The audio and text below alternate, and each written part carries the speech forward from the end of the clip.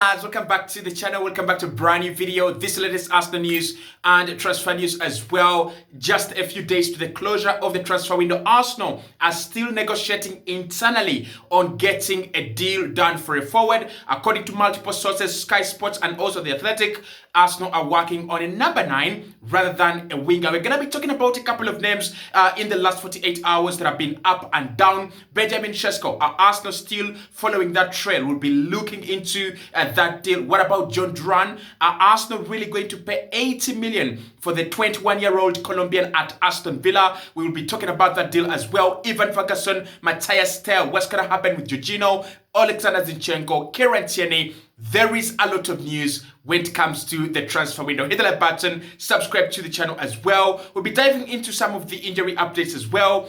Benjamin White, Martin Odegaard and Merino are all coming back for Arsenal as we play our last game of the UEFA Champions League group stage. So make sure you hit the like button and make sure you subscribe to the channel as well. Now let's start off with that big story confirmed by Sky Sports and Fabrizio Romano that Arsenal are still very active and they're still very positive that they will sign at least one player by the close of the window. Now Fabrizio says Arsenal are working on a number 9, but it's more likely it's going to be a temporary solution rather than a permanent one. And the reason for that, according to Fabrizio Romano, and this has been said by David Ornstein as well, is Mikel Arteta still thinks there will be a chance, there will be a small window in the summer where he can get Alexander Isak. Now Newcastle obviously are quoting 150 million.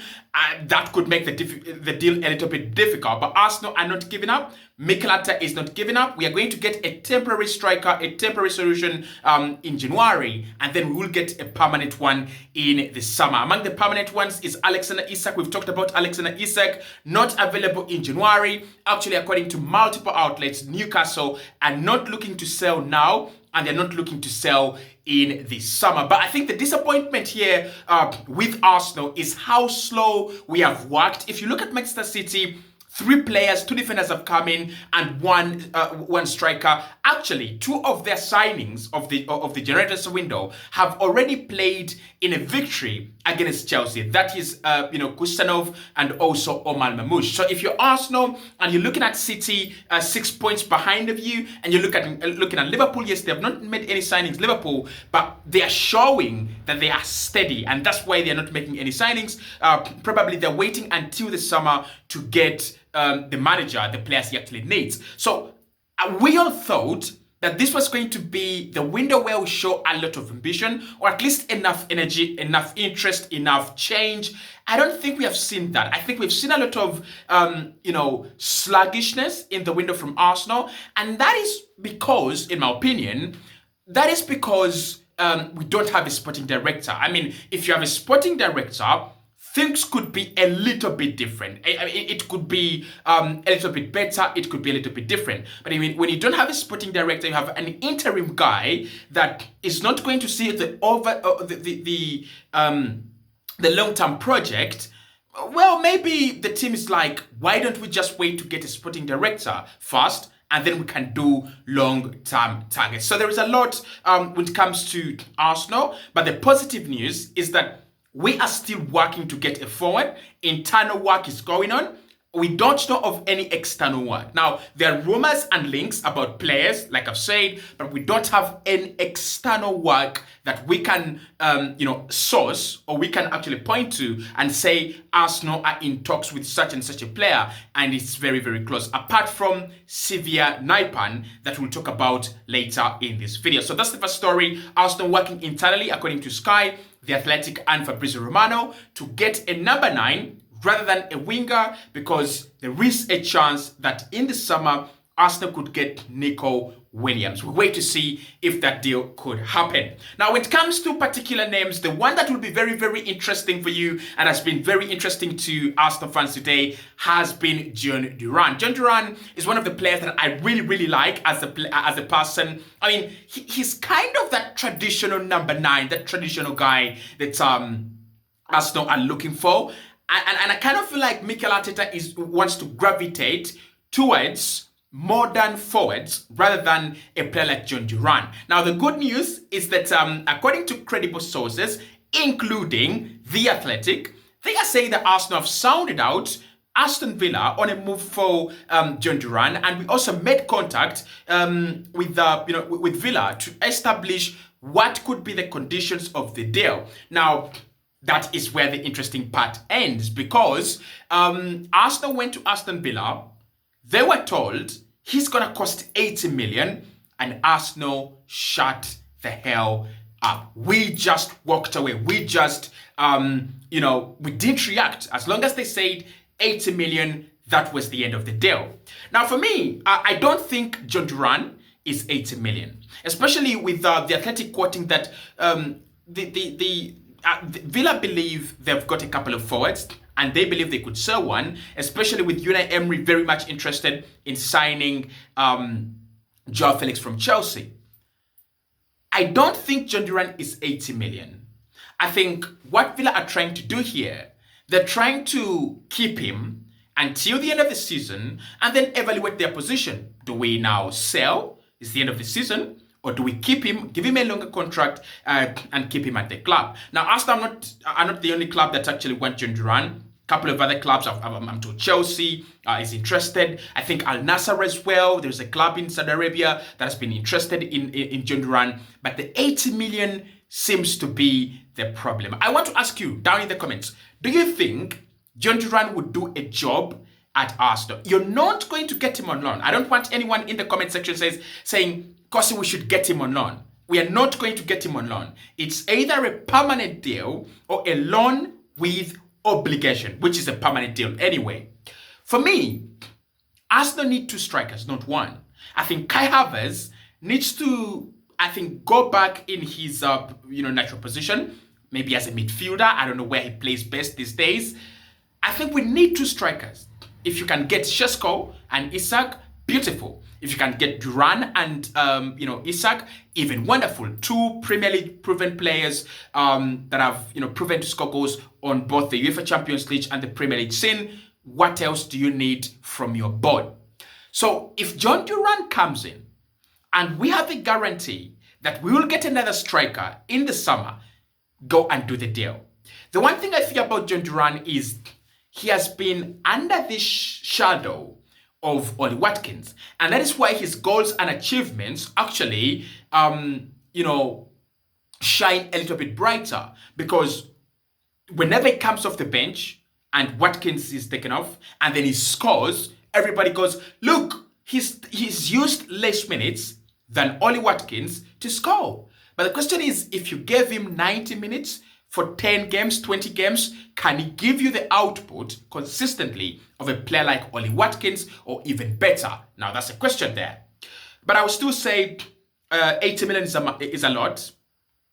If Arsenal can get Villa to negotiate to 65 million, I would happily do the deal. I'll take Jhon Duran over Sesko.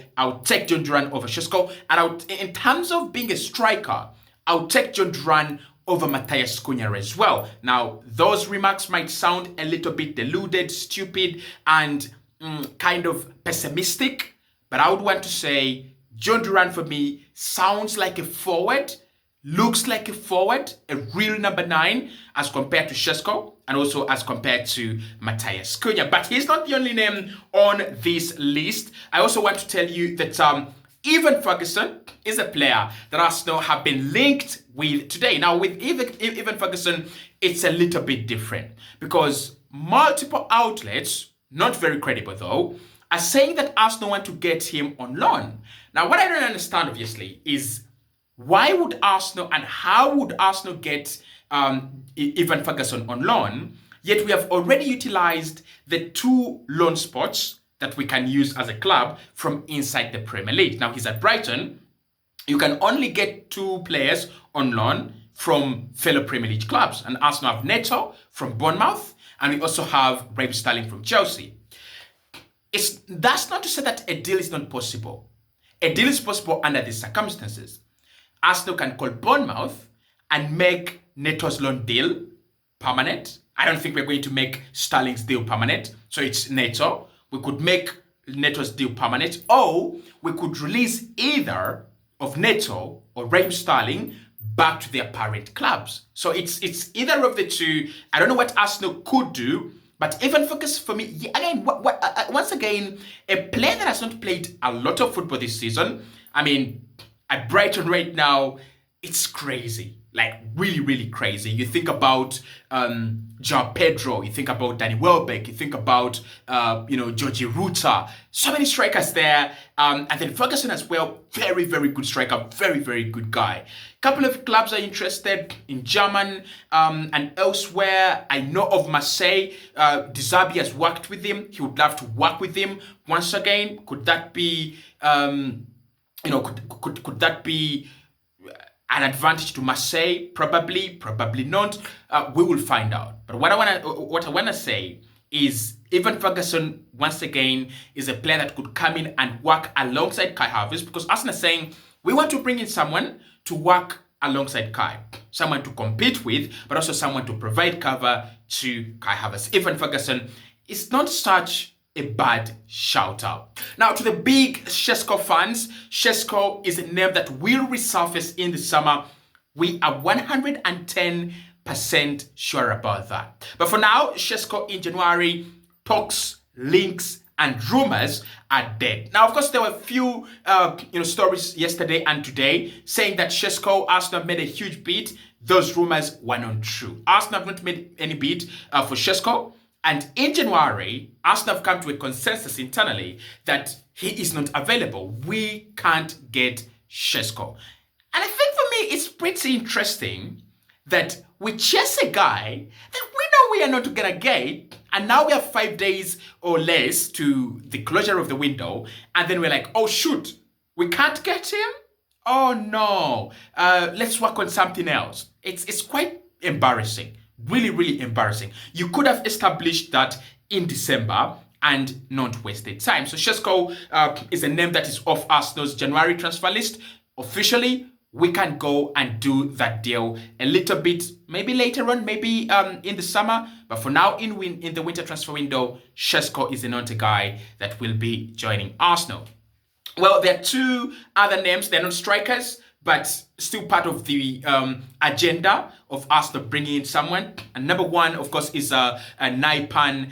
We've talked about Naipan from Rosenborg, Sevilla. Naipan, the 18-year-old midfielder, attacking midfielder, plays in the 8, plays in the 10 as well. Now, he's been on tour, came at Manchester City, was taught about the Girona project, and Manchester City, obviously, he visited Arsenal. He was given everything in terms of information, and of course, he visited Aston Villa as well. So he's going to make a decision, and Arsenal are waiting. Is Sevilla Naipan going to choose Arsenal over Girona and City, and also over Aston Villa? A couple of other clubs are interested, as to my knowledge. Bayer Leverkusen, a couple of clubs in Germany and France, but Naipan would prefer the Premier League clubs. So it's either it's going to go to Girona and end up at Manchester City like Savio, or directly join Arsenal, or directly join Aston Villa. Now, the advantage with Arsenal is that we are giving him a chance to straight away get into our first squad, the first 22 men of Mikel Arteta. Whether he's going to play a lot of football or not, again, that was going to determine whether he's going to come to Arsenal. But if you're coming from Norway and Mikel Arteta is giving you a spot in his team, you better listen. The other player is Mathys Tel at Bayern Munich, wanted all over Europe, super talent. I don't think Mikel Arteta is going to sign Mathys Tel, but for me, if you're looking for cover for Saka, Mathys Tel is the player. And of course, he's not getting enough game time at Bayern. That's the reason as to why he wants to leave the club.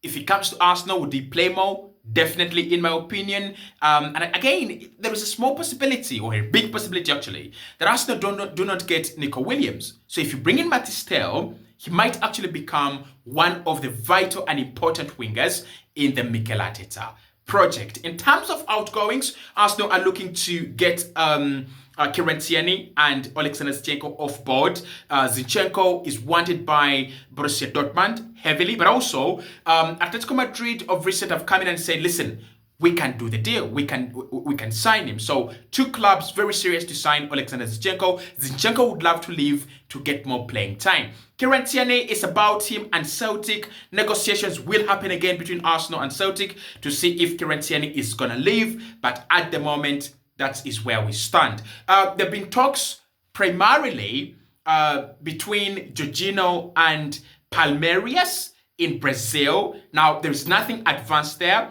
but there is a small possibility that he might leave. Now, Arsenal don't want to let Jorginho go in January, but again, possibly in the summer, that's when we would be very, very open to selling. But at the moment, Arsenal are very, very, very, very worried that Jorginho might end up in Brazil by the end of the transfer window. Now, allow me to talk into some of the not really transfers, but some of the injury updates. Odegaard and Merino are back into the squad as we gear up for that Wednesday fixture, which will be our last game of, we'll be taking on Girona.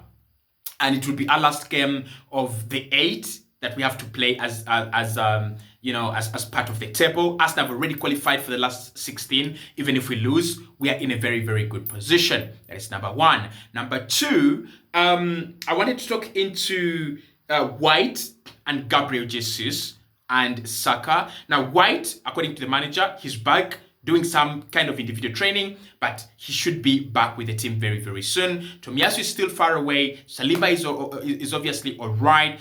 Arsenal have appealed Lewis Skelly's red card, so we wait what's going to come out of that, and then I'll definitely let you know tomorrow. Hit the like button, subscribe to the channel, and we will talk again tomorrow.